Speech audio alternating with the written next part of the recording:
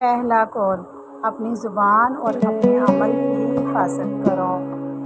جس طرح اچھے الفاظ دلوں کو سکون دیتے ہیں، اسی طرح اچھی سوچ ذہنی صحت کے لیے بھی فائدہ مند ہوتی ہے۔ غصہ کم کرنا اور مثبت سوچ رکھنا انسان کو پرسکون زندگی دیتی ہے۔ دوسرا قول، حضرت علی نے فرمایا، صبر انسان کو مضبوط بناتا ہے۔ پریشانی کے وقت صبر اور سکون اختیار کرنا ذہنی دباؤ کو کم کرنے میں مدد دیتا ہے۔ روزانہ تھوڑا وقت آرام، دعا اور اچھی سوچ کے لیے نکالیں۔ تیسرا قول، حضرت علی نے فرمایا، علم انسان کی اصل دولت ہے۔ اپنی صحت کے بارے میں علم حاصل کرنا بھی ضروری ہے۔ اچھی غذا، صفائی اور ورزش کے اصول جاننا صحت مند زندگی کی طرف پہلا قدم ہے۔ چوتھا قول، حضرت علی نے فرمایا، اعتدال اختیار کرو کیونکہ زیادتی نقصان دیتی ہے۔ کھانے پینے، سونے اور کام کرنے میں توازن رکھیں۔ ہر چیز میں میانہ روی صحت کے لیے بہتر ہے۔ پانچواں قول، اپنے نفس پر قابو رکھنا بڑی کامیابی ہے۔ بری عادتوں کو چھوڑنا اور اچھی عادتیں اپنانا انسان کو مضبوط بناتا ہے۔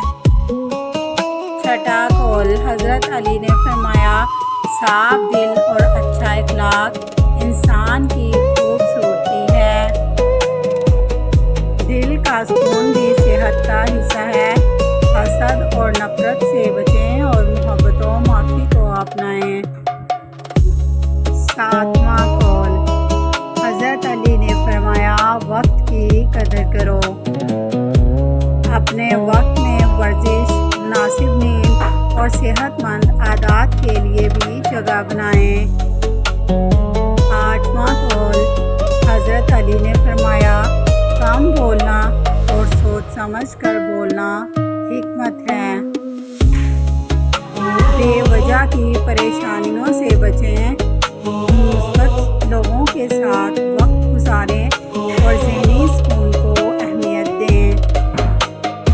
نواں قول، حضرت علی نے فرمایا، جو دوسروں کے لیے آسانی پیدا کرتا ہے وہ بہترین انسان ہے۔ دوسروں کی مدد کرنا اور اچھا رویہ رکھنا دل کو خوشی اور سکون دیتا ہے۔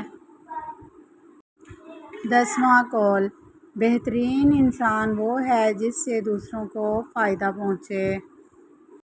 اپنی صحت کا خیال رکھیں تاکہ آپ دوسروں کے لیے بھی فائدہ مند بن سکیں۔ حضرت علی رضی اللہ عنہ کی حکمت بھری باتیں ہمیں زندگی کے ہر پہلو میں رہنمائی دیتی ہیں۔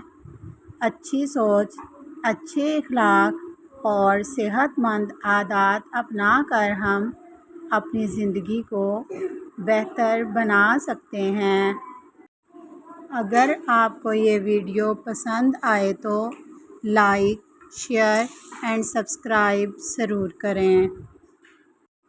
اللہ تعالی ہمیں اچھی صحت، اچھے اخلاق اور نیک عمل کی توفیق عطا فرمائے۔